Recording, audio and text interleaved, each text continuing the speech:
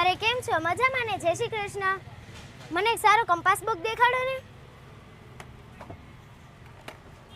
અરે આ તો મેડ ઇન ચાઇના છે.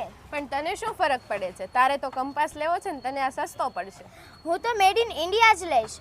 સ્વદેશી અપનાવો, દેશ બચાવો.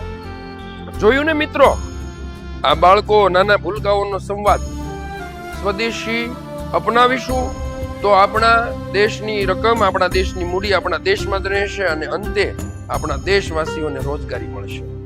આપણે જો સમૃદ્ધ થઈશું, આપણો દેશ સમૃદ્ધ થશે, તો કૃષિ, શિક્ષણ અને આરોગ્ય જેવી બાબતો જે છે એમાં પણ આપણને ખૂબ સારા લાભ મળશે. અંતે રૂપિયો મજબૂત થશે અને આપણે સ્વાવલંબન તરફ વધીશું. આઝાદીની લડાઈ વખતે આપણા મહાપુરુષોએ સ્વદેશી માટે ખૂબ સારી પ્રવૃત્તિઓ પણ કરી હતી, જે આપણને પ્રેરણા આપે છે. આ આઝાદીને ટકાવવા માટે સ્વદેશી અને સ્વાવલંબન ખૂબ જરૂરી છે. તો આપણે પણ સંકલ્પ કરીએ કે સ્વદેશી વાપરીશું, લોકલ ફોર વોકલનો આગ્રહ રાખીશું.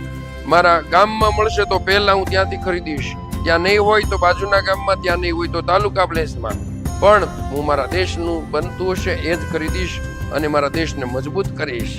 વંદે માતરમ. ભારત માતા કી જય.